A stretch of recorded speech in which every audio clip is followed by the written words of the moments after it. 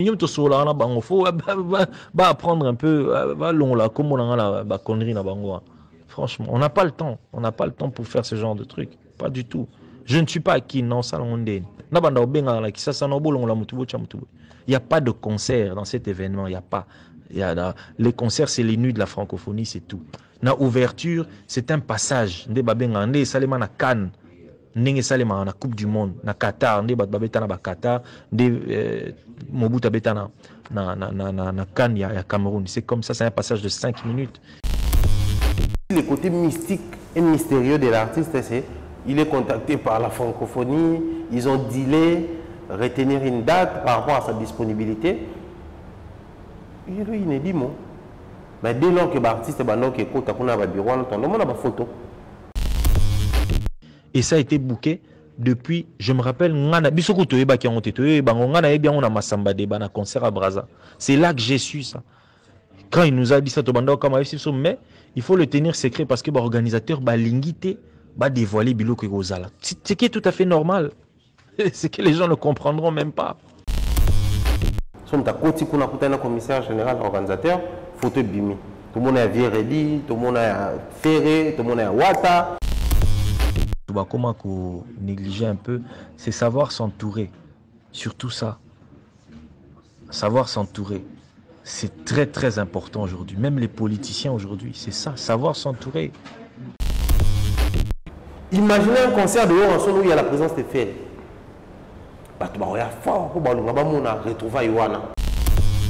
C'est pas Ferré et son équipe de son album, ils sont fanatiques. Chaque album avait il faut préparer terrain. L'album, ils ont monté avec Olona. Il faut sarcler ma belle, ou élaborer en gros, fumier, ou temps après, Olona. Tant que nous sommes là, ça va il y a un bon entre Yapichou, Marlène, entre Nani, Serre Nabiso, Nani, Manganga, na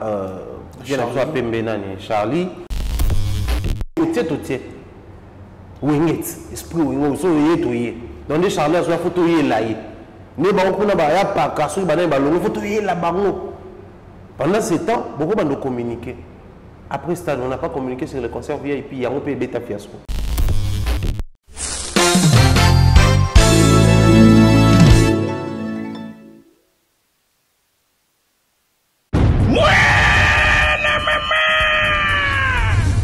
Fini le stress! Nakati ya États-Unis! Restons chez Lisa Loboko pour nakolia biloko kitoko repas ya ban Afrika. Communauté congolaise, communauté africaine, et zalaba Spanish même américain, yaka o déguisté foufou, yaba congolais, chez Lisa Loboko, awa kaka na Champaign, Urbana, Illinois, USA, et sikawapi okokuta meni lokola. Ntaba, motu ya ntaba batula dongo dongo. Nkoba ya komweta pilipili. Mpakasa na mosaka basambwisa yango na ngai. Tonanga nini ya? Musique douce, okolia okomela. Kasi, kobosana te, karaoke, détente, peb activité ya ndenge na ndenge. Mama Liza, mufinuku ya États-Unis, apesi bilengi na kati ya Champaign. Awa, yaka olia madesu, batula mabumu ya ngombe ya sexy. Awa nde epai bilengi elali, stress na États-Unis, abu o, pia. Yakania! Oyoki, omoni, o comprendre. Simba kanga pe bombake. Adresse na biso ezali se moko. 208 West Griggs Street, Urbana, Illinois, 61 801 Lisa Loboko, mufinuku ya États-Unis. Nzambe ya makusa.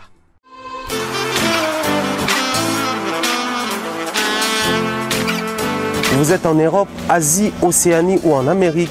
Voilà, aujourd'hui, c'est très facile d'envoyer de l'argent en Afrique. Tap Send. Tap Send, les moyens les plus faciles pour faire vos transferts en Afrique. Et surtout, en République démocratique du Congo et la République du Congo. Vous avez déjà ROCP là. C'est-à-dire, on la maman, papa, cousin ou neveu. C'est plus facile aujourd'hui.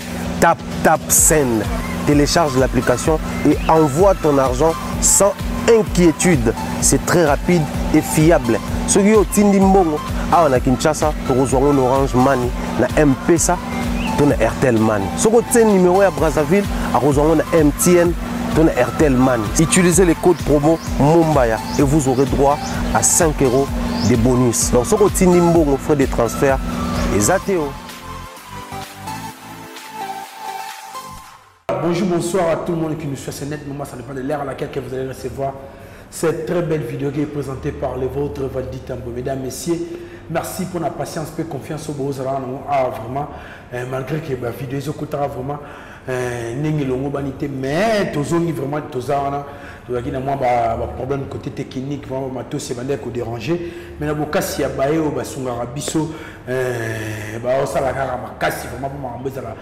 Kitoko na ndenge ali se quitter en commençant par les directeurs Blanqui Oredezo na ebisaki ba vacancière na ba vacancier nyoso pour vendre kitoko na kata vie pour faire de Kinshasa beta tour na vendi ba awit en tout cas au cause la décité na flat hotel Oredezo na ebike mama Lisette lokangi pas total biso na PCM moté na les warriors Aris et Safa en tout cas merci maman c'est comme un kitoko pourquoi pas grand prêtre Djibril Biyake Djibril Biyake, Babiyake, Babi, Beshka, service de Makambo. En tout cas, merci à vous. Je vous ai dit que ça, on a dit que tous les bandits, ils vont battre ça, on a eu ça, vraiment, Nabola Mounayo. Et sans oublier notre grande sœur Flore qui mbote à la PCOP mbote depuis Mikila Poto. Après avoir ça, parcours, on a tourné dans sa vie, prophète de Kinshasa, les Nakuten, on a tiré Mumbaya.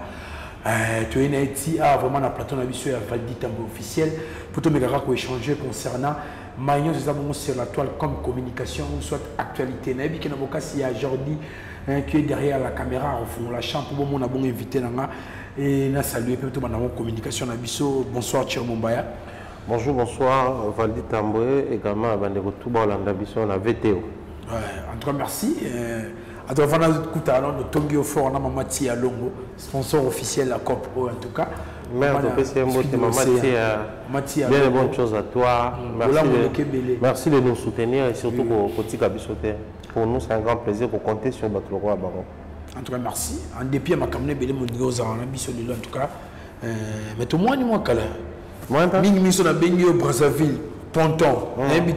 C'est que nous bomber le côté. Non, Brazzaville. Changer nationalité. Des fois. Naturaliser vraiment. Naturaliser Brazzaville. Non, il y a tellement de boulot à faire là-bas. Il faut tous se départager. Quand on a joué avec une bataille qui est marquée trop tôt, depuis ça fait un mois. Oui. Dans une émission chaque jour. Et ce qui est quand on va tourner, on va remarquer que après, bon, c'est normal, on va mettre ça comme on a mis sur Kinshasa. Mais aussi, en dehors, on va Kinshasa, on normaliser sur Kimusika, Dubaï, Oman, ce qui va être dans la qui va France, on est normal. Mais ça rarement on qu'on passera peu qu'on a fait tourner et tout. Mais après, on a cette chance-là d'être contacté par pas mal d'artistes. Là, on répare déjà pour préparer avec Tidiane Marion Mokonzamboka qui prépare également son concert. Donc on est là pour accompagner les artistes. Et également les concerts de Vini Soldat. Il fallait Salama, mais reporter, moi je pense qu'il tente aux apprendre tout ça. En tout cas, merci aux amis d'Ambokate. Ah, mais l'équipe est belle, sécurité, n'habité, en tout cas, on a la philosophie, on a tout le monde, émission, c'est ça qui est tout le PCT côté, on a pour les appels, ça passe à Rosaranaté. N'habité, il y a même message à monde. Avec amertume, comme tout Kinois, Kinshasa, Maramboko Moussalama. Ils ont en plein c'est vrai.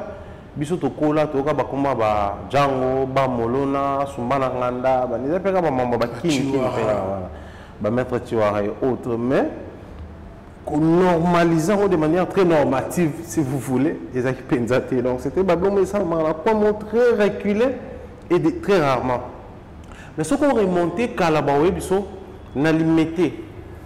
Moi quand limité no mona wana ba enlèvement et ndo ça makala. Simplement parce que limité ça qui sont industriels batba non vanate. Na ils ba société et na simana on a raywana et ça vraiment pour représenter point moko très dangereux. Alors bato ba uta limité na Kingabwa pour ba bimabwe. C'est la voie qu'ils utilisaient à l'époque, il n'y avait pas de moto de comment on tout cas. Vous savez qu'il faut ce qu'on uti na rail au matamakolo tina industriel ou tina boulevard. alors ezaki na ba danger ba moment ba teka kuna musufa bimaka bongo oui oui bando ba risque wana mais lelo ndé koma bato koma industriel koma na résidentiel ba mapango tekama ba société kufa bato ba koma ofanda wana mais ça nous étonnerait ndé tozomona makambo ya ba enlèvement au botali pe ba âge bano bazo sa makambo ngo ki pe monter ma passe mingi ya baleki na biso en âge ba o bazana on a l'avenir devant eux, ils peuvent encore se faire former qu'autant là aux autres orientations normales et à vie pour réussir. Nous applaudissons la justice de notre pays pour le dynamisme mais aussi la sportivité au bas vivre un procès qui est rapide et puis bah sanctionner Batouana. Ça c'est déjà une très bonne chose pour permettre à Batouba Monake, Motosa Gimabe, bah s'ambitier, bah condamner. C'est vrai que toujours le appel au Salama, il faut qu'il y ait une cassation, la décision peut changer. Mais pour l'instant, nous nous réjouissons du fait que nous avons fait une déco, la monde va s'amuser moto pour mettre déco. Je peux dire que déco après manakimia, ça c'est le plus important. Mais pour ce qui est du reste, tout le monde appelle la bande de bisognon aux Kinois, aux en séjour à Kinshasa, tout aux Ndekovandaga, aux Kinois qui à Kinshasa. La meilleure des choses à faire au niveau nous sommes, c'est d'être prudents. Comme il battait là. Je pense que c'est à Saint-Augustin, aide-toi et le ciel te dira. Bien que les chrétiens battent la Bible, tu vas le battre dans la Bible, mais ce n'est pas biblique, c'est par exemple Saint-Augustin. Donc il faudrait que les gens apprennent à battre là. Il y a ces sorties là où on peut aller au Bima, et là on peut tirer pour Bima péter, mais il faut Bima quand on a boutou. Donc dans la situation, ce sont des peines importantes, de préférence aux fans là. Ceux qui ont un taxi, tout le monde a un taxi, mais bon, souffrir, on a beaucoup tout ça là. Il faudrait qu'il y ait une certaine collaboration entre les taximens et les clients que nous sommes. Ce client a moins sécurité, beaucoup. Il en fait un peu de trop. Nous allons souple. Nous sommes quand même plaque d'immatriculation en photo. Nous sommes pour exiger que non, on a c'est-à-dire, tout se comprendre pour qu'ils aient la mieux. Et après, au monde, la bloc on est périodique. Mais ceux qui ont ticket en gros, c'est comme le Covid. De normaliser, nous sommes vivre en entreprise que Covid est silaté, mais tous à l'Arabie seulement toujours des mesures, surtout beaucoup plus. Bande on a biso ya basi parce que bango peut baser un peu plus vulnérable que bawa mibali so talipé na bande ko ba signaler ba enlèvement mingi zo zapé bana basi et bango pe balingara des fois quand elles sortent informer pe na côté soit il y a bibi non aketa la nani boy akepenzela boy c'est vrai c'est toujours difficile au pays ça ba détail nyonso mais place au kenda cause prudent mais ngana au kenda musika valdi pour dire ceci au moni il y a des amis à commun. Mastana Mastana. Maintenant, il y a en détail comment toi tu gères la relation avec ton ami là. Peut-être qu'il y a des limites, mais quand on a des limites, on a s'attacher pour les cailloux. En tout cas, tu as une partie apparente na biso, mais la partie invisible iceberg tu es baronté. Donc, Mastana a koyi banapé msoso a tekaka ça la peu business. Mais derrière ce business-là, peut-être qu'on a ça là. Qu'on s'accroche de manière excessive, ça peut t'exposer. Par exemple, on a Kambogo Bakangi, là on a quatre. Bouter à visibilité dans les réseaux sociaux, être aussi parmi les non connus, et mais on a mon toto il soit na boîte il peut fois péter ba champagne mon toto il soit concert il peut fois vendre la VIP mon toto soit il bimi il pas bamba mbongo mon toto soit lingi il pas la télé ko eza sika mon toto dernier cri moi téléphone je te dis pas téléphone bah quand ils m'ont arrêté ils ont pris mon iPhone 12 Pro Max c'est le téléphone qui prime dans mon tour même pas que les dangers que je cours mon image est salie et je risque la prison à vie parce que bissoir peine de mort et la prison à vie. Oui, oui. La personne ne voit même pas ça. Dans sa tête, quand ils m'ont arrêté, ils ont pris mon téléphone iPhone Pro, 12 Pro Max. Le téléphone. Ça va détail. Détail pour téléphone. Il y a 12 Pro Max. Et bah détail, on a un téléphone, et on a vu sur eBay. Donc, en somme ou en résumé, je dirais, tout mi batte là, mais tout ce qui est bango. Très bien. C'est très important. En tout cas, merci. Message, il y a, excusez, il y a Thierry Mumbaya, tant que mon pandissa, en tout cas, ça va vraiment bien été. La communication, on a des oiseaux, les landes, on a bango, bungaki, on a bango, bazokisie, Babotoli Biloko, en tout cas, ça va vraiment bien attendre qui était continuer la biso avec l'actualité. Malamon, Bobiso, ministre Van de Betama Solo, mi secteur socio-culturel, surtout dans la musique. Au Wapé, Sikatokouti, l'artiste musicien Mike Kalambayo Azabongo, Papa Pasteur, à Obetabongo, il va se produire au Stade des Martyrs le 27 juillet 2024 pour le compte de la musique chrétienne. Tu vois, quand il y a la musique chrétienne, il y a la production dans le Stade des Martyrs, mais en 2024, et que ça bon, Papa Nabiso, Moussa Nzambe, Mike Kalambayo, invitez-moi commentaire avant de côté à Ramoussous. En tout cas, le concert, il y a Pasteur Mike l'année prochaine, ça c'est vraiment. Moi, personnellement, j'ai hâte parce que tous en mois de juillet, tout le monde Michel Baken, on juillet, dans une date. Mais j'ai un aussi là. Le jet le 24, on est au tournée mission, il est presque 21h. Mais sans suite, tout le monde a francophonie. Donc, je crois qu'après plusieurs années, les équipes plus Pasteur Banon qui pour la campagne d'évangélisation, côté à bateau, tout ça là. Et les musiciens profitaient de ces moments-là. Tout le monde a Marie Missa, mon stade, des équipes pour les filles de Sarah et Papa Sony Kafuta. Tout le monde a bandé les Tumbiché, les moissonneurs qui n'a pas Papa Kizamina Kibila, Pasteur Mutombo. Pasteur mais qu'un artiste ailleurs a date à concert en stade, au moins que je me trompe, je pense que la tête d'affiche, c'est Pasteur Mike Kalambaye. Et ça mérite nos soutiens. Après, en termes, il y a bus l'instant pour faire fonctionner les secteurs. Si aujourd'hui les chrétiens se disaient tout défier, c'est-à-dire qu'il y a tout ça là, plein pour la gloire de Dieu. Moïse Mbiyaemba a mérité tout le stade pour la commission. Donc, ça dit, et ça va bien. Quand Blue Moana dans la Côte d'Ivoire, on a du mal à dissocier la mission parce qu'aux huit primaires, il n'y a pas de primaire. Très bien. Si petit concert à parler de la culture, il n'y a pas de petit concert à parler de la culture. On dit que la top 10, ils ont quelqu'un qui faut pas une catégorie chrétien. Dans le site en vente, il n'y a pas de dans la plateforme. Il n'y a pas à streamer. Bon, comparer la DDB, c'est-à-dire, au-delà d'être une musique évangélique, mais ça permet aussi que l'art puisse vivre. Si on remonte tout le monde qu'il fallait musique populaire, tout le monde qui musique chrétienne, on se retrouve que nous faisons musique et ça honore les Congo.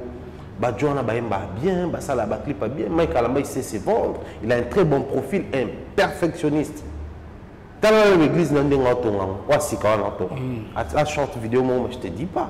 Donc là, c'est que jeune, il a compris que si les papas des nuits ont instauré la musique de manière érotique, les papas mettaient les chambres, ont apporté peut-être ma featuring et autres, ils ont apporté un espace mythique, il y a un stade des martyrs. Donc, les lots, on a appelé ça au stade des martyrs, il y a Mike Kalamba, il peut retrouver un sous Fali Penakati, ou à Tapenakati. Il y a un moment où on peut comme ça fait Nzambé. Très bien. Mais assister à un concert, il y a stade, il y a frère Mike, donc beaucoup de force. Et 2024 ans, tu as un somme. Frère Mike va comprendre qu'il y a un beaucoup. Autant, quel est le salaire pour un scandale, les samans à combo, les équipes pour battre Balingake Mingi. Il faut comprendre qu'à l'unanimité, on va soutenir le concert, c'est les promotions. Très bien. C'est ce que nous réservons. En tout cas, vamos, Motonanzambe, bonne chance. Et que Simba pour le voir sur Evani sur la combo na Yanzambe. Restons toujours dans le cadre de la stade de Sgapi. To beta beta on va pour tout le monde bébé au sol vraiment. Quand on a bisopé le 12 août 2023 où l'artiste musicien Félix Monstre d'amour à Ozalakuna va m'habiller à l'Opesimbo Ambo Boy un spectacle né macam. Ah ça plein spectacle. Michael Jackson place à Zafa sentir bah défier le spectacle là. Niveau de détermination. Mais sinon, Félix Oazé, quoi, on va souhaiter beaucoup de force. Parce que c'est un concert qui n'est pas encore arrivé. Tu dois analyser avant, pendant et après. Si. Pendant tu ressens, après tu ressens, mais pendant qu'on y est, moi je crois que le concert de Félix Oazé, c'était un concert où il fallait retrouver différents profils. Il y a anciens, il y a Kitura Pays-Vie, la Katuana. Au Monika, Kitura Pays-Vie, Oazé, on va le polo, le beaucoup. C'est-à-dire, membre inférieur, non membre supérieur. Une composition, l'entièreté. Na kitiri zaki okuta ba bon chanteur. Pourquoi ba Joss Diena, ba Gabana, ba Seden Play, ba Vicky Nasdaq. Okuta ba bon danseur, le quoi Yemoko. Donc bango wana no sto tangi okuta ba bon compositeur bana na ye moko tina ba musicien na ye. C'est-à-dire c'était vraiment un orchestre où on pouvait la kati wana to kuta moi makambo ebele. Ça c'était cultura obiso to kola kinango. Oh tu as dit tantôt comme musique quand tu dis que cultura moko boebimi parce qu'à l'époque ba bonjour messieurs ba tétragramme c'était lui-même. Oui, maintenant ça la cultura, je crois c'était signature hein. Donc signature pena ba signer sikoyo orchestre fait bima maramutu fait bima. Il a vendu des jeunes. Vous avez pena hôtel jeune mo ba bien bien bien. Ba chéri B ba bizouka ba on a c'est vraiment orchestre moi kitoko. Et puis il a réussi dans un moment où ils avaient ba clan latino, clan wenge, à s'imposer. La musique mo bo ko tebe ba outu bo sepela. Ba vocaux à succès dans quatre orchestres nzaki. Ba nzembo ba texto, ba mon amour, ba mon ange, et biloko wazi conseiller la carrière. Donc c'était vraiment souhaitable dans concert na ye. Et ça le concert il y a réunification wenge. Autre monde na ba na nyonso parce que wazi à l'époque vendait un profil où ngaso na kabona muto rozo ngaso. Très bien. Mais après, on a vu arranger dans vieux, on a vu arranger dans l'agence, non, et l'accès la renaissance, il y a cultura pays, mais aussi une autre image d'un Félix Oisé quoi chrétien, prêt à pardonner et à faire passer les choses. Mais ce n'était pas d'un revers de main d'un gars Alex Agnos. Maintenant, tu pousses un stade, tu on a départ avec des messages qui ne réunissent pas. Je trouve que les moments étaient vraiment inappropriés. Mais qu'à cela ne tienne, Félix Oisé doit comprendre que son stade de martyr n'est pas un stade à la normale ou un stade moindre que il y a Wata, il y a Wenge à l'époque, il y a Papa Wembato, il y a Emene, il y a Falino. C'est un stade qui va aujourd'hui insérer dans le système il y a trilogie parce que le stade des Arara, clan latino, clan Viva la musique, clan Wenge de Mbabetango, Emene à Viva, Papa Wemba Viva.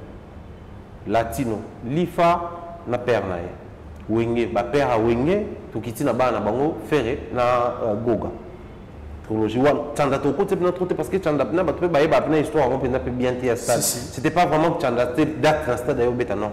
Zaki concours à artiste belé ba na ko tsapuna ba beta pour les comptes à sponsor je crois ba Kerigol bilo moi ba genre à l'époque.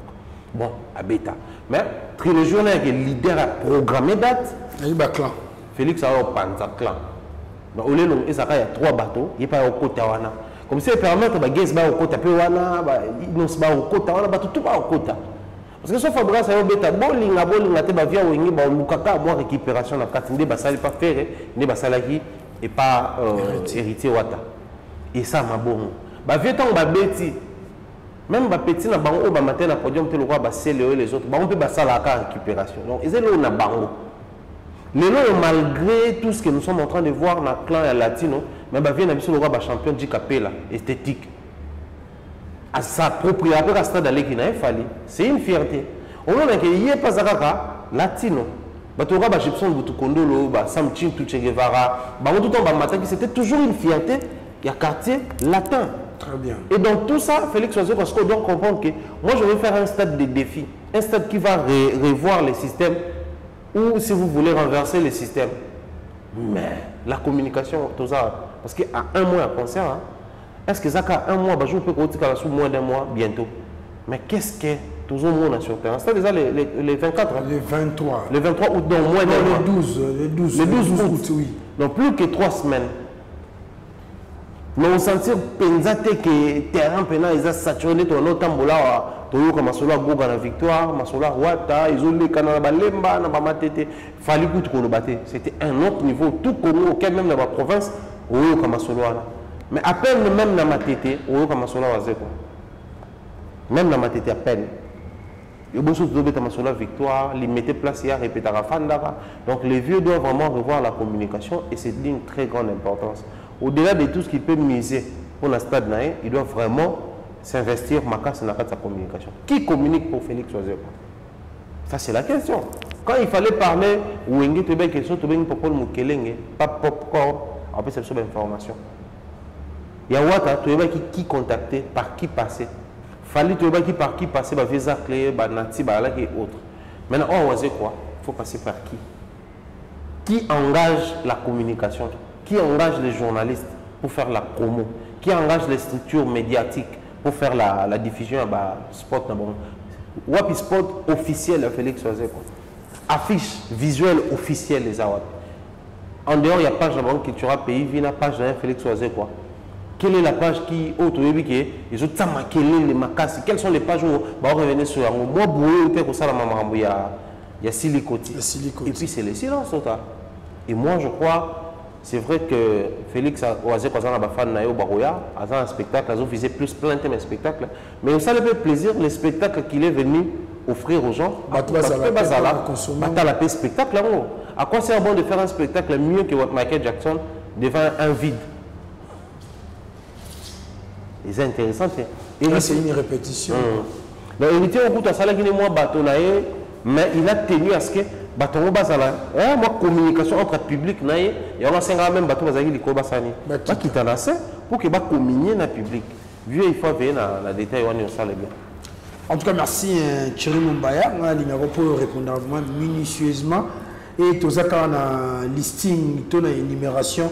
Il y a ma production, tout le monde mis sur le côté, il y a l'artiste musicien Fali Poupa, que j'appelle affectueusement Yaya, qui va se produire ce 25 novembre à Paris La Défense, et après une semaine et demie, il va faire trembler aussi OVO Arena à Londres, quand assez d'habiter Thierry Mumbaya, communication de Gozahanine. Communication, ça d'abord, on peut ça beaucoup de force à Fali Poupa. Très bien.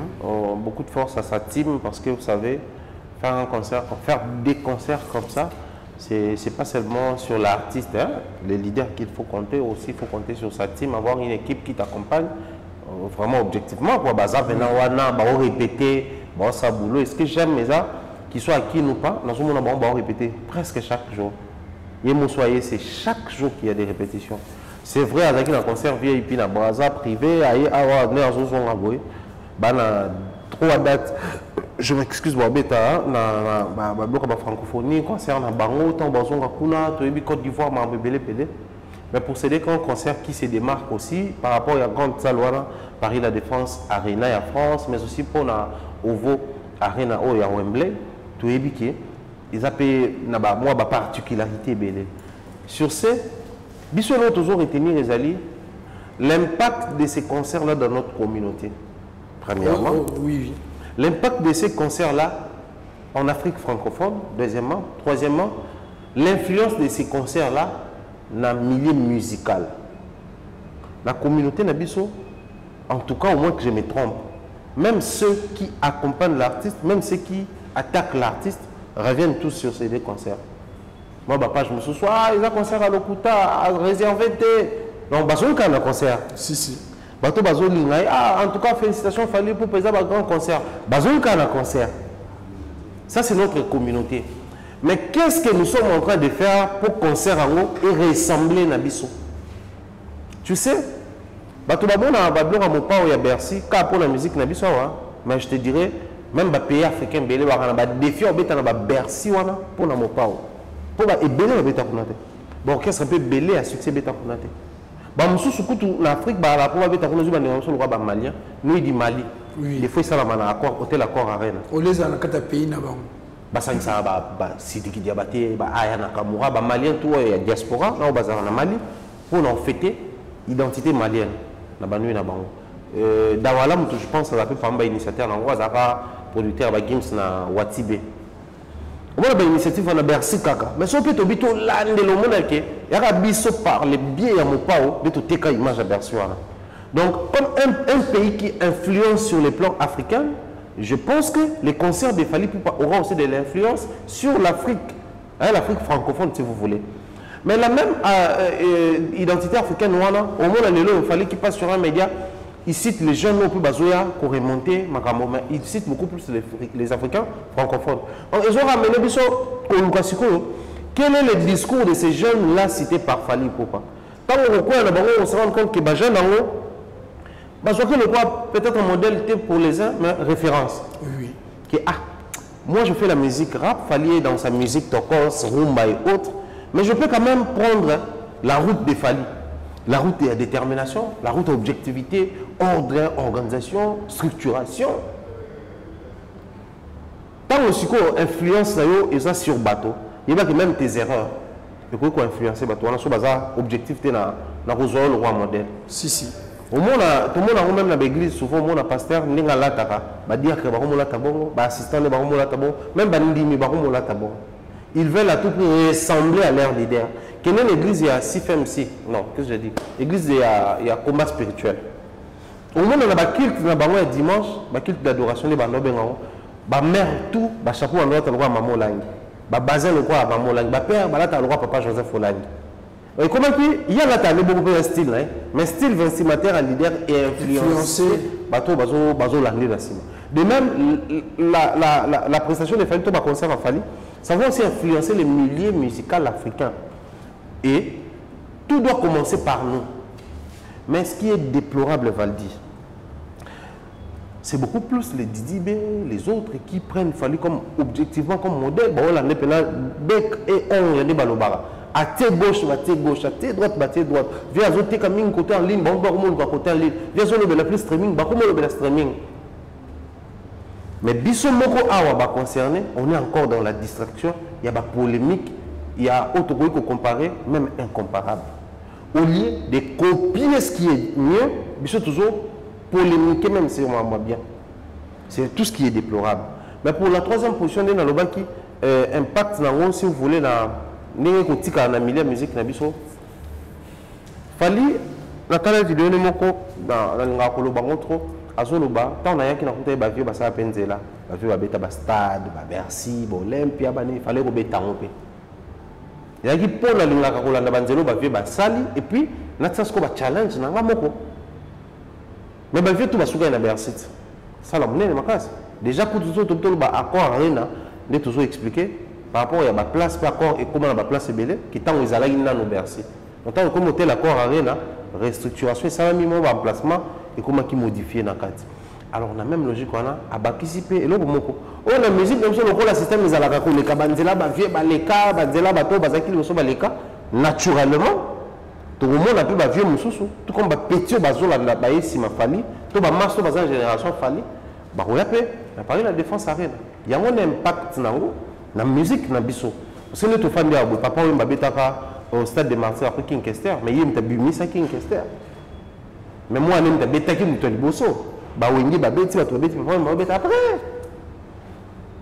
mais tiens mon na 4 nous allons à Paris la défense avant de côté Ovo Arena surtout vidéo zone c'est moi kantissima ne balo na français rétrospection et c'est au coup dans la salle nini banda ba congolais ba comment beta kuna o eleki monene ko ba salle nyos Bercy, il y a Hôtel Accor Arena. Hôtel Accor Arena. Donc, il fallait à Paris la Défense. Ça, la monnaie n'est pas si Esasco.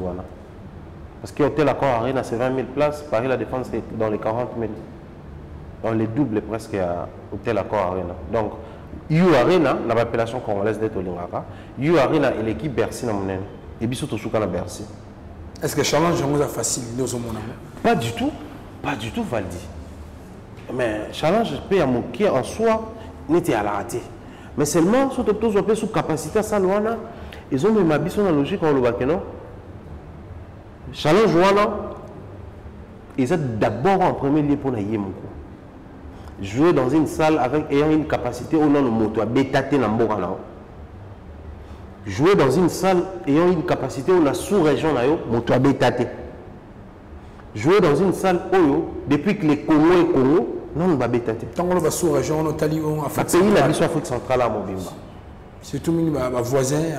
Ce que même l'Afrique francophone, au moins que je me trompe. Mais, on a évité mon tournoi à Béta na Paris la Défense Arena. Tu as eu Arena, tu as eu l'appellation cadre. Donc, dans tout ça, des filles, les années, il y a beaucoup. Maintenant, ce cas Silicia, comme lui, il a comme habitude, quand il finit quelque chose de grand, il passe à autre chose. Nous allons rester là. Ça fait plus de 20 ans depuis que mon père a été à Bercy. Mais après 20 ans, tu es à Massou. Après 20 ans, tu es belé balika kuna ba oui railler les autres. Tilelo 21 ans je crois. Tu es à Kalisolo. Donc, il y a peut-être on les kuna 5 ans, 10 ans, 15, 20 ou plus, les gens parleront toujours de Paris la Défense Arena pour la zone francophone. En prenant comme référence Fali Poupa. Très bien. Et Côté la psycho influence Nangwana, voilà pourquoi je dis il va d'abord défier sa propre carrière. Au moins, les gens détenteur, il y a ceinture, il y a champion du monde. À titre que ceinture à jeu, pas Bundi là. Donc, tout le monde soit gagné combat, à jouer ceinture, champion du monde.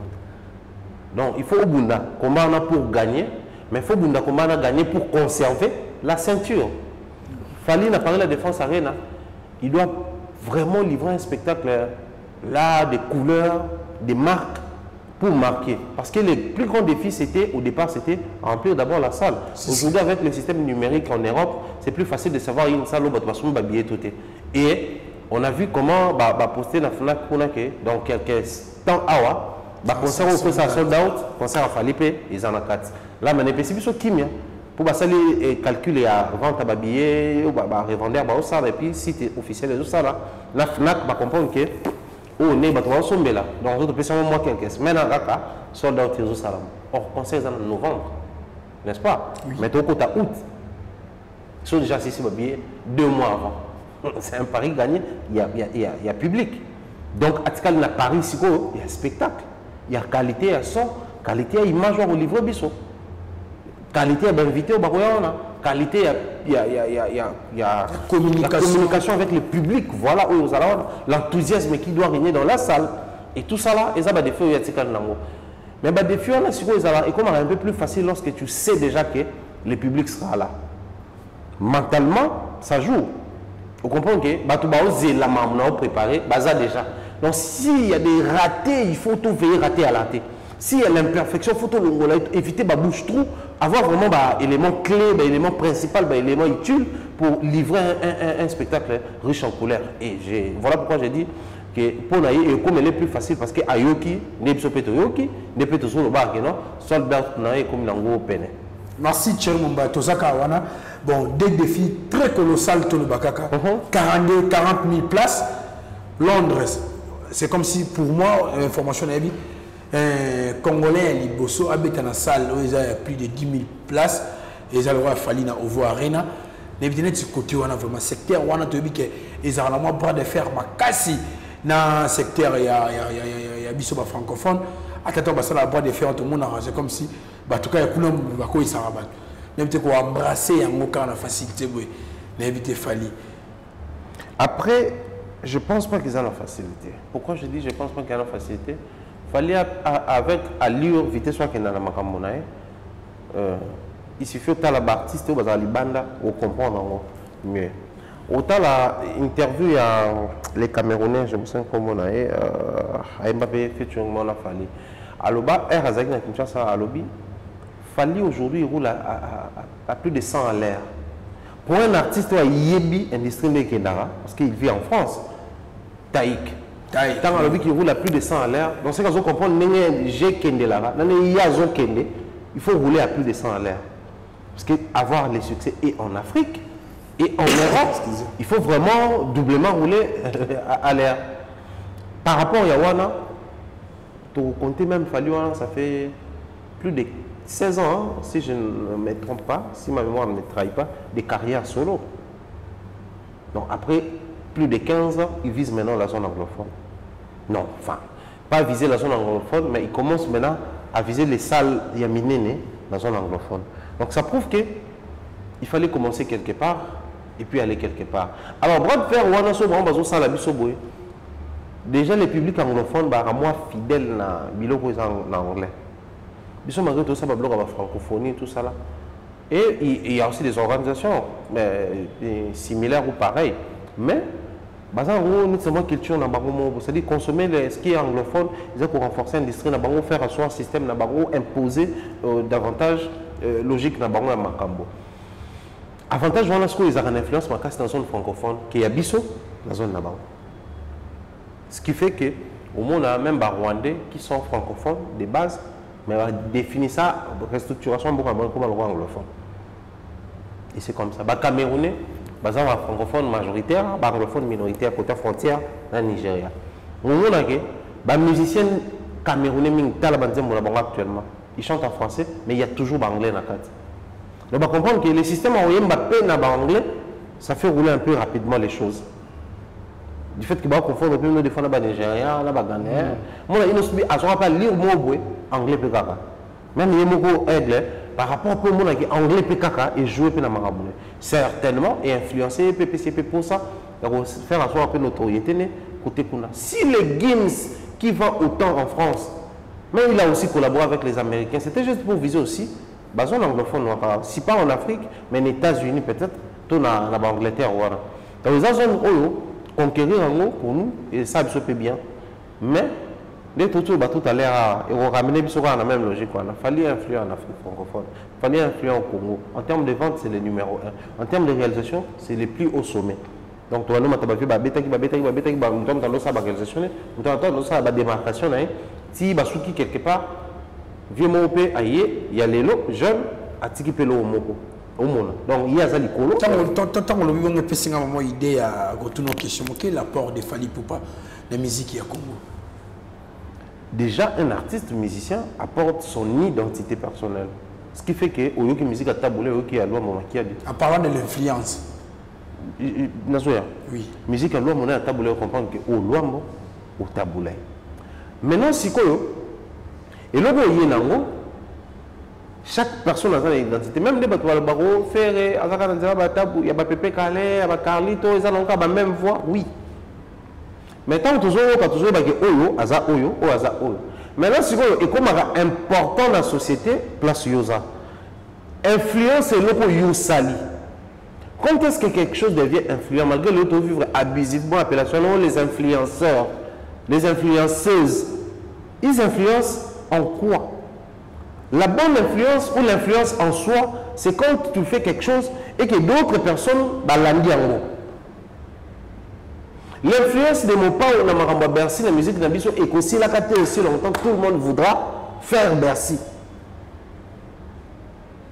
Aussi longtemps tout le monde voudra faire Bercy, on dira que l'influence de mon pas est sur lui. Mais l'influence de l'artiste musicien Fally pour passer, quand il a commencé même avec il y a streaming, quand il a commencé à bloquer, il y a ma page officielle, certification, il y a ma page. Quand il a commencé avec vulgarisation, il y a côté en ligne, la plateforme officielle. Quand il a commencé avec le système, il y a pour éviter que ça gérer la marque Moko, il y a Brassicole, il y a réseau télécom, alors que on va empêcher aujourd'hui on a avantage il y a réseau Niasto.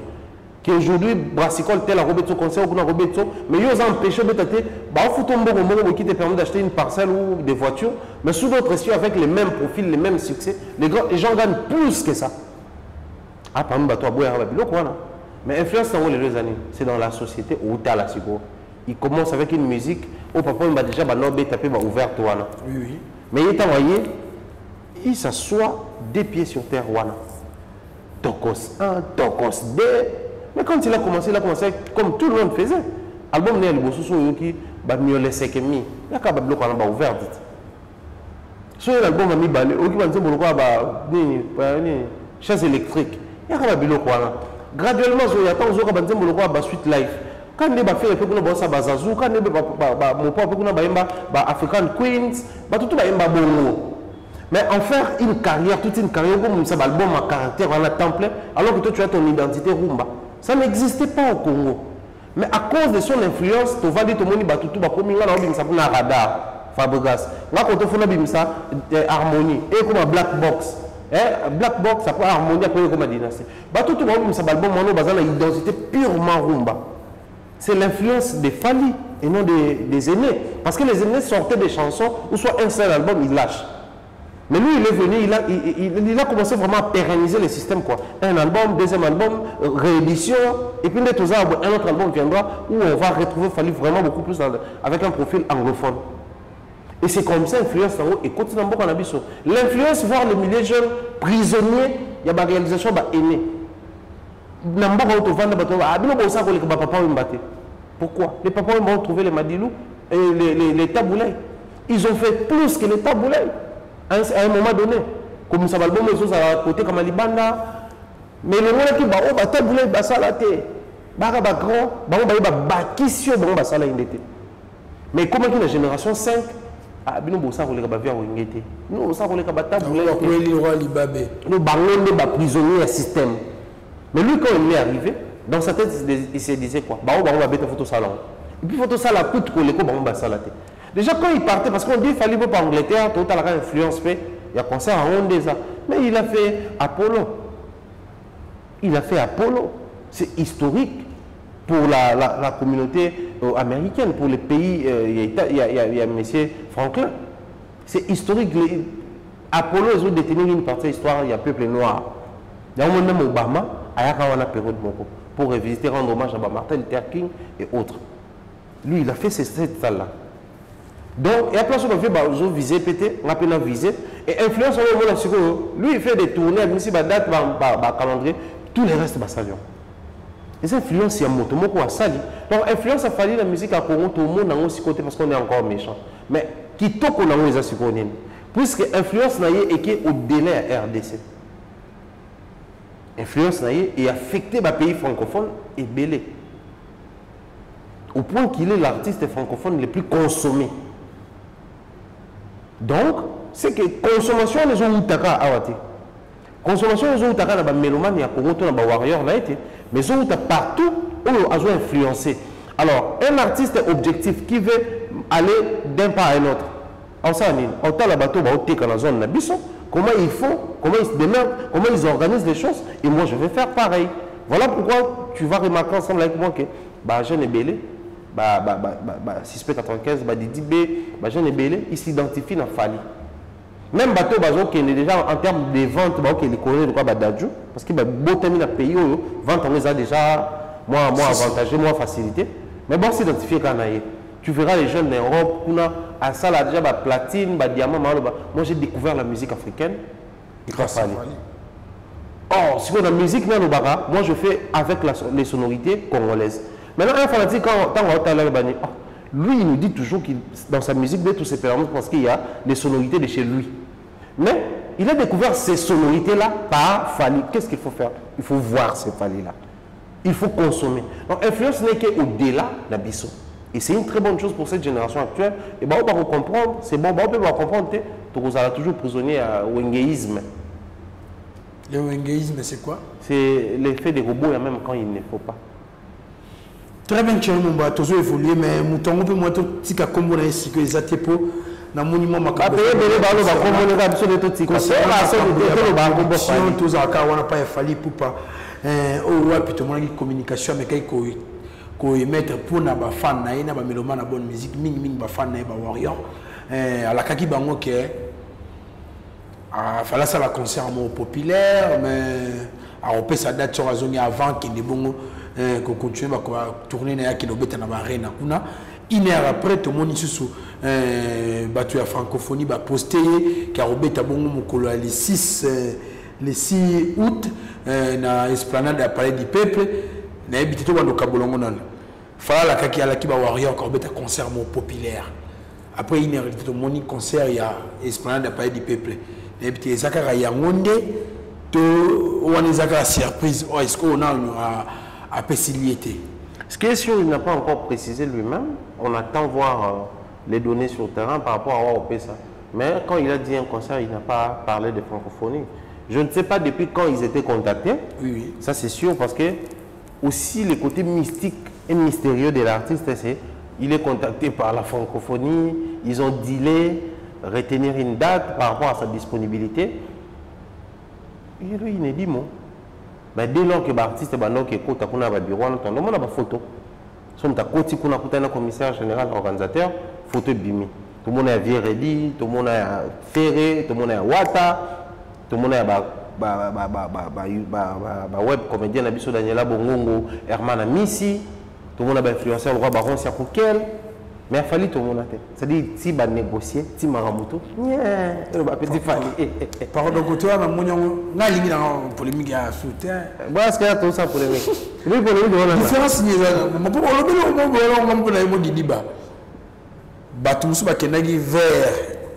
Vers organisateur à Massola francophonie.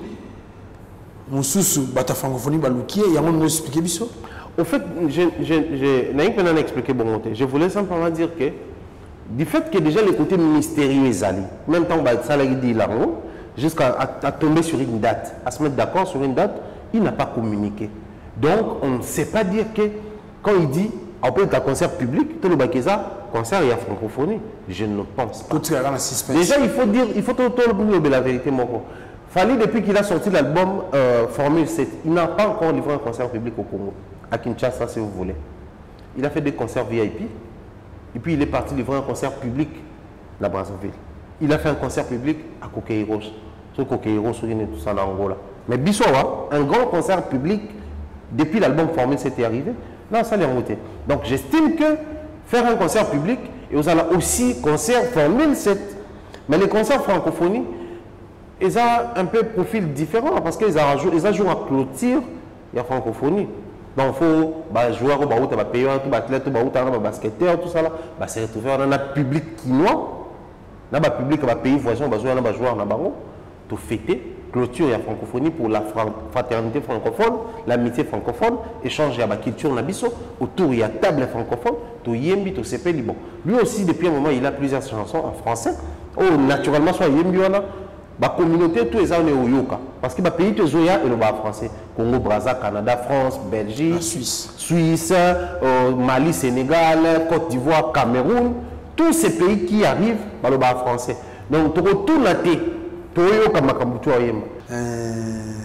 Formule 7, est-ce que nous avons tu vas regarder, est-ce que a foule est un peu boyé. Ah, on a commenté qui n'a pas besoin mais ça va making un contrat pour on a dit mais c'est pas vrai.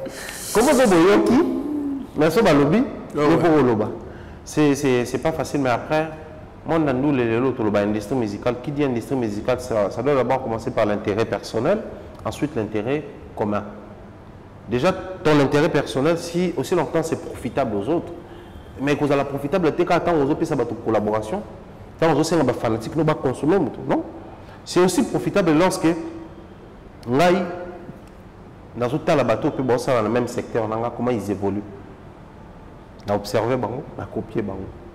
Donc, avoir un artiste de notre pays qui évolue bien jusqu'à présent, ça peut être profitable pour les autres, pour battre la oui. On a côté musical, comment il organise les choses, comment il est toujours là quand il s'agit à sa langue. Et même si au fond, fanatique, on a ce monde à Valdi. Quand c'est l'artiste, succès, mbongo, célébrité, makamboto. Donc, on a consommateur. Mais papa, dans le terrain où l'adversité doit exister, dans le terrain où la priorité doit primer, et on assure qu'on vend la unité de production dans les pantalons. Surtout si on s'éparpiller gratuitement. Oui. Qu'est-ce qu'il faut faire? Il faut artiste avant la hype, c'est bon que non. Focus. Attendez le bon focus. Album na bango, concert na bango zoya, concert à qui zoya. Donc focus biso. Maintenant imaginez si chaque artiste faisait pareil. Il n'a qu'à permettre bateau de développer concentration na bango. Que tel ana ba fanatique na ya sing bambo biso ne faut pas consommer en ming. Aucun n'a pas ba fanatique sing on ne faut pas consommer en ming. Et aussi que les fanatiques vont commencer à polémiquer autour de la consommation. Mais tellement les artistes aiment bien avoir des fanatiques éparpillés, la distraction mauvaise, il y a un moment des fois ils ont du mal à passer ce genre de messages. Parce que les fanatiques, il ne faut pas qu'ils consomment tout le temps. Ou les fanatiques vont consommer tout le temps. Avoir des clips streamés, vues et belés, avoir des sons streamés, concerts à plein, être toujours au premier rang. Mais ça cause à bon. Fanatique, là, tu as un solo, il y a soldat ou tesoya. Automoni batafnak baté et ça banen ba sombo ba fanatique so ba fanatique ba yo tika ba ko mokota ba polémique ba distraction non et il en est de même de ton singa artiste mususu ba sala bien que c'est pas facile pour na ba merci merci Thierry Momba toujours continuer toujours dans l'histoire de la production et Skype tout monde peut l'artiste et musicien Igwe de la Forêt Ranson a aussi produit bongo na kati à Londres dans Angleterre kuna na moni ba Ransoni ke beli bazali ko zelaye mais là moi vidéo mo yoto la musa vraiment communauté comme on a bon message et encouragement puis ya ko benda bande ko ba kende ko soutenir Igwe de la Forêt na Londres il y a les qui naé Hervé Gola Ferré na habité ça lionel les loyo la solidarité wenge et ce qui est commis boye déjà bien. Ceux qui pensent à bouer, les agitaux. Parce que c'était quoi l'importance? Esprit ou ce qui a manqué beaucoup et bien au fin. C'est-à-dire, être là seulement pour repousser les autres, pour attaquer les autres, et non pour se soutenir. Un vrai ami, ce n'est pas celui qui t'empêche de pleurer. Et non, un vrai ami, ce n'est pas celui qui essuie tes larmes, mais celui qui empêche tes larmes de couler. Ça y est, il ne doit pas être là seulement pour intervenir quand il y a un ça ne va pas. Mais il doit aussi jouer le rôle de celui qui prévoit ou qui joue la mesure préventive, c'est-à-dire qui empêche à ce que le mal t'arrive. Oui. Un vrai ami ne doit pas attendre que tu pleures ou consoler ou non. S'il peut faire quelque chose pendant que le malheur va arriver, qu'il intervienne. Dans l'esprit, on voyait toujours on a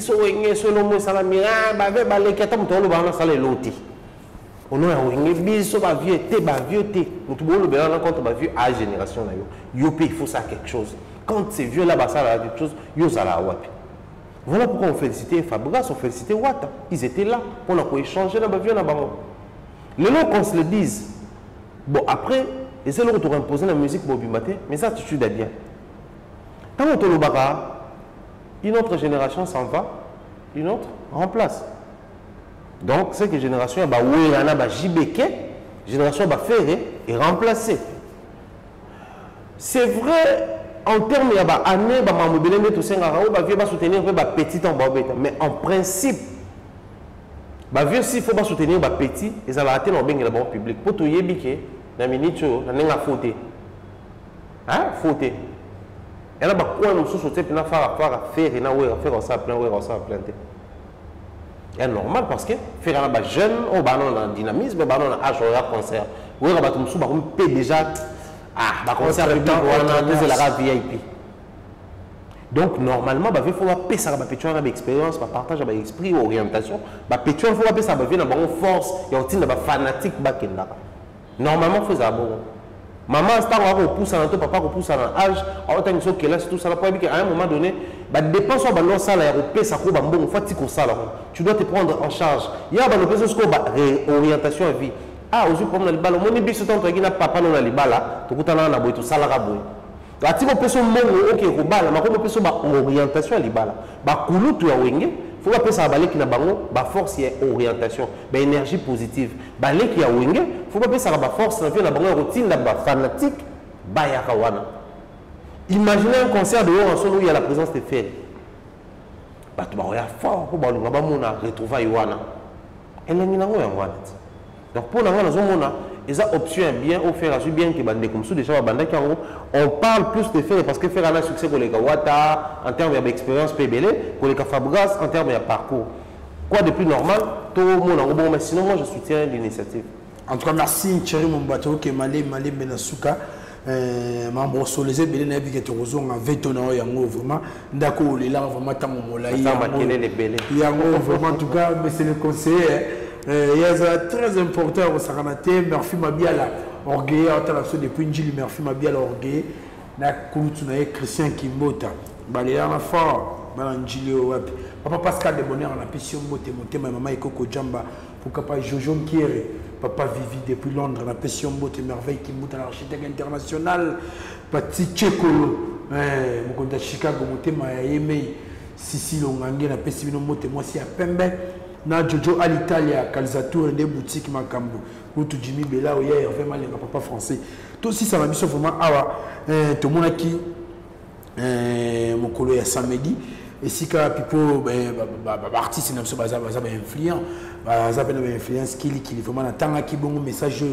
coûte un sauf chez Zilenia ça comment on a page naé artiste a annoncé que l'album Dynasty est déjà prêt un petit peu que mixage et mastering officiellement terminé l'affiche est imminente il a précisé aussi qu'il y aura des surprises pour la famille gauloise n'importe sur les Anini a commis écriture chinoise n'importe magie à communication très bien créer les suspense pour intéresser les consommateurs. Il y a la magie à communication, tout est marketing si vous voulez. Dans chaque message, il doit avoir quelque chose où il met mis dans ma question. Tout ce qu'il a écrit, on a compris. Hein? Maintenant, encore à l'autre, moi, j'ai écriture chinoise. Quel est le vrai message? Qu'est-ce qu'il mijote? Ni les Rubi Makuna. Et à partir de Babylone, parce que dynastie, tu es bateau, il faut pas faire partir, tu es bateau, tu es balongui. Dynastie to yebi ndenge ezala. On a une idée parce que c'est la seconde partie. Partie le bosso DG Bima. Donc tant la bâtisse écriture chinoise to ko mituna ni nyango ndeza na katwa. Donc les gens maintenant ba comme ils sont intéressés à le koyeba. Seulement est-ce que la base est prête pour relever les défis à consommation? Parce que Valdi, il faut tout le bango. L'album Dynasty Partie 1 n'a pas été suffisamment consommé. Dans le streaming, au moment où on va s'approprier l'identité, on a bon player en tout ça. Oui. Parce que Spotify, Deezer, Amazon, et reste. Bien que l'Amazon peut être après. Il faudrait que les artistes, au-delà d'une simple communication, qui préparent vraiment la base à consommer.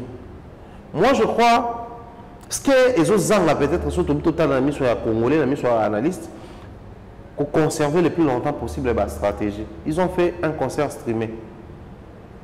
Mais après, voilà, ni pour conserver, pour multiplier la communication sur le streaming, pour permettre à longtemps l'album et continuer à lancer. Voilà.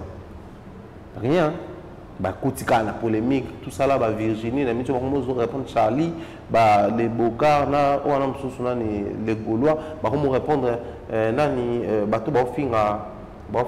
Yapichou, tout ça. Donc, il s'allie boule. La mission, comme il va répondre non, Batou. C'est un album Dynastie, il y a un mot à stade de c'est Koufi. Album Dynastie, il y a pouf sur place pour nous préparer. Et alors, on a posé la Moupaya, Tampaya, combat, on peut pas la quitter, la présence à Moupaya. Et là, on a la Dynastie. Et tout ça, au monde, même les communicateurs, ils seront surpris dans la Dynastie. Alors que c'est différent de faire il fallait parce que même si on est dans la Dynastie, ils peuvent déjà commencer à nous faire rêver. Mais bon, ça, la montée. Parce que tout ce qui est le populisme, oui, les émotionnels, les sensationnels. Charlie Aloba, Gaulois, Zoba, Nani, Warrior, oui, allez bailler pour répondre. Mais Boutika Charlie dans ces délires, restez focus sur l'album. Pour ça, la montée, c'est parmi les biloko, ça détruit beaucoup ma carrière. D'abord, sensible, ça peut être sensible, mais c'est tout ce qu'ils ont comme élément. Parce que la communication, si vous voulez, le marketing, ça se conçoit en fait. Puisque nous avons tel titre et album, nous avons tel titre et album, il faut concevoir une communication autour de ça pour permettre à ce que tout le créer intéressement. Mais par contre, ils n'ont pas ça. Qu'est-ce qu'ils ont? Ils ont au tête au tête. Winget, esprit winget, so yé. Dans des charlets, il faut tout y là. Mais par contre, il n'y a pas de il faut tout y là. Pendant ce temps, beaucoup de communiquer. Après ce stade, on n'a pas communiqué sur le concert VIP, il y a un peu bêta fiasco. Vous venez très rapidement pour communiquer sur des prestations à Goma. Dès lors que vous avez un mariage, 6 lances boutique. Vous avez un moko, vous devez répondre. Et maintenant, quand on a un concert à Goma, il y a un mariage. Vous avez Facebook, Témicolor. Ah, c'est vous qui vous sonnez tout ça là. Mais le mot va reprocher à moi, artiste là là moi mon qui met tout le monde à télé il faut mettre les mains beaucoup tout le monde calendrier bimi alors qu'il va kindu abanek déjà na calendrier ba chelip so déjà ba fait spam qu'il va mettre na ba kindu ya ngana kende mariage na calendrier na alors beta pe na baninyo comme on a pas fait na so moyege zalaka Lualaba na ba Lualaba kuna na éviter ça na calendrier mais ba tchana ba concert privé à mariage. Bon, on a un calendrier, mais on a un concert privé, ça ne me dérange pas, d'autant plus que ça reste une présentation. Je ne sais pas, peut-être peut réserver zone à billetterie, eux, permettre à tout tout, en dehors, il y a à la fête, inviter tout le dans compte sa structure, pour considérer vraiment comme un concert proprement des alarmes. Seulement, le plus important, c'est un calendrier BIMI. Quelle est la communication qui accompagne ces calendriers-là? Parce que, comme les autres calendriers BIMI, mais ça, calendrier, tant que BIMI, mesure d'accompagnement, qui permettent à ce que l'impact ils sont sur le terrain. Sortir un calendrier, je félicite. On a vu même tournée américaine. Mais chaque calendrier, quand on donne des dates, il faudrait qu'il y ait la date, les lieux, concert aux la possibilité à acheter un billet. Très bien. Pour la tournée américaine, jusque-là, c'est le silence radio. On ne sait pas pourquoi dans la ville, Nini, parce que les États-Unis ont repéré. À part Maman Lisa le beaucoup. À part Maman Lisa. Best of Africa Food Store. À part Maman Lisa. Mais les États-Unis, ils ont tournée américaine. Donc, ça doit être dans plusieurs États. Surtout les arabes la ville chez Bisso pas maman les apprendre chez Bisso. Les arabes pour nater. Peut-être peu mère on linga ça ba on peut bisiki belé. Toi on linga mais ba on peut na ba état mususu. Il faudrait communiquer avec les détails parce que États-Unis on a bato mona on ka bato ba kenda kuna sa Bisso rien à voir hein. État on a état au plus bazama bato to maman ba yebani même pas. Si. On voit que le roi bateau bazar en France bateau ba na Belgique ba yebani ma mususu. Donc quand on est l'état il faut que ça va détail pour pas te ta on a musu ba ya wana te. Ka ba te ta on dit mutu ba ya. Donc il faut vraiment des communications détaillées, c'est tout ce que nous souhaitons. Mais côté les affaires, ils sont bénéfiques pour le Congo. En tout cas, merci. Avant aussi, Samabiso, avec l'annonce des artistes pour la suite de l'album Dynastie, à ce que côté nous avons mis sur le terrain pour tout le monde, les musiciens, les témoins, les macambos, les écouteurs, comme Bakou. Tout le monde a eu l'artiste musicien Igbin affilié au WAP, les cas qui na télévision pour ça va trouver ce qu'un disque n'est allé évoluer vraiment et na moi l'enterre et ça pour écoute il a fallu pour prendre la combo à Formule 7 c'est là où les bas blessent tout carrément artiste a bien ba fan ba ngo divunga si ko le concurrence ma mati biso ma foot ma casse micro ba fan entre les Warriors et les Gaulois n'habite ko kota ko yana dynastie na tango oyo. Est-ce que vous avez tenu compte de l'Okongo? Tu as évité pour tirer mon baya. Est-ce que vous avez évité pour tant que déjà mon tournoi musicien qui est ce que vous avez au tchété le moniango. Côté Jésus de Niance. En tout cas, vous avez un soit quelle la chance aux opé ça na kulutu na yo. T'es la chance aux opé ça kulutu. T'es loin de la kulutu. Tu veux t'en musicien. Des ans bien affilé à opé ça les résultats. Il y a constat fait la réalité à vivre. Bango, sachant que les terrains, bato souffrir d'un problème, il y a Formule 7, c'est le bayebi. Donc, quand bazo yawana, au lieu de s'inquiéter, on souhaitait pas s'inquiéter de peut-être au banga, non. Qu'il se prépare en conséquence. C'est pas faire et son équipe de son album, ils sont fanatiques. Chaque album avait bima, il faut préparer le terrain. L'album, ils ont monté avec Olona. Il faut sarcler ma belle, on va élaborer en haut, ba fumier, au ticket en haut, temps après, oui, rolona. Tant que nous sommes là, ça va il y a un bon entre Yapichou, Marlène, entre Nani, Serre Nabiso, Nani, Manganga, Charlie. C'est-à-dire, bon, c'est mélangé et c'est la distraction. Moi, je pense que ceux qui vont se laisser emporter dans la même distraction, tu vas dans les médias, le bateau qu'ils ont formé, mais ils ont constaté qu'en termes de consommation, il y a vu même la communauté, ça n'a pas marché. Or, soit on a vu ces athées, faire partie à l'album et marché, partie à mi-balé et marché. Donc, ils ont les babétés, ils ont l'homme récolte ce qu'il a moissonné. Qu'est-ce qu'ils sont en train de moissonner pendant qu'on y est? Les terrains, la musique ne se vend pas parce que parce que beaucoup sont vendables. Les albums non sortis. Mbappé est danger. Mais non sortis. Les musiciens ont monde bazar. Il y a des gens qui ont enregistré il y a 6 ans, 7 ans, 8 ans passés, voire même. Mais après, ça dit il y a bien. Mais c'est le choix, la décision, il y a non, si c'était seulement pour chanter, mais tout le monde a un succès. Mais comme les cas donc il faut qu'on respecte le album. Or, l'album peut être il faut même produit vers les clients. Maintenant, vous n'avez pas de clients, vous imposer à Somba, vous intéresser, vous emporter à Somba. C'est ce qu'ils ne font pas. Or, si on a des choses qui se réveillent, sinon, par rapport à l'album, depuis la famille, c'était de battre l'album, alors qu'ils ont la réalité. Alors, pour tout le baroté, il y a des bisous fanatiques pour chiffrer dans le baron, tout comparer à chiffre. Très bien. En tout cas, merci. Merci à les bandeliers, en dépit à ma caméra qui m'ont dit vraiment. Merci à Jordi qui était derrière la caméra, et puis dans la régie finale. Merci à Bandéros pour accompagner Bissou à la validité officielle. Il y a eu vraiment beaucoup de difficultés. Pour battre vraiment.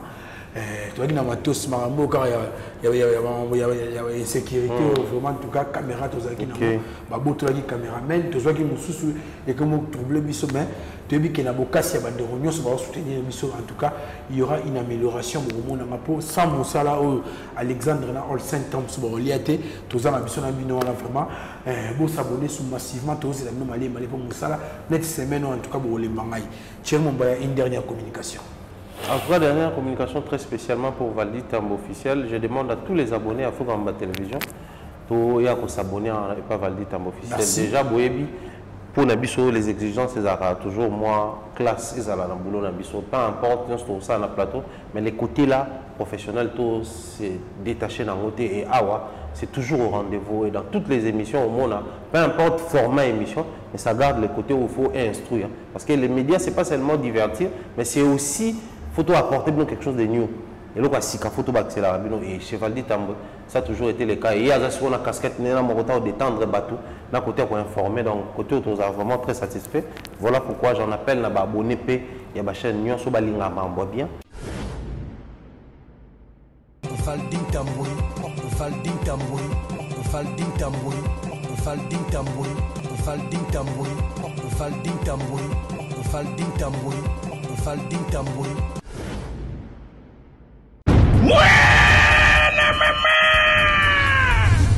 Fini le stress.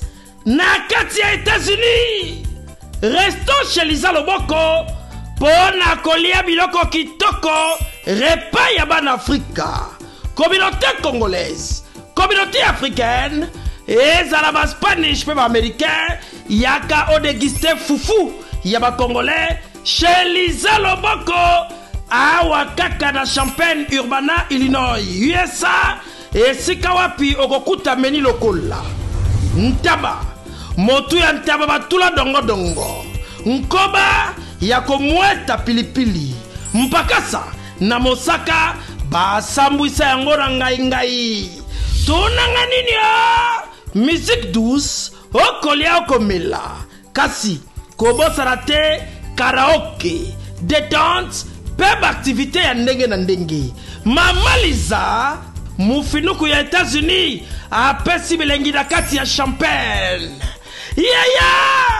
Awa yaka olia madesu batula mabumu ya ngombe ya sexy. Awa nde epai bilengi elali stress na États-Unis abu pia kania oyoki omoni o comprendre Simba Kanga pe Bombake. Adresse na biso ezali se moko 208 West Griggs Street, Urbana, Illinois 61 801 Lisa Loboko, mufinuku ya États-Unis. Nzambe ya makusa.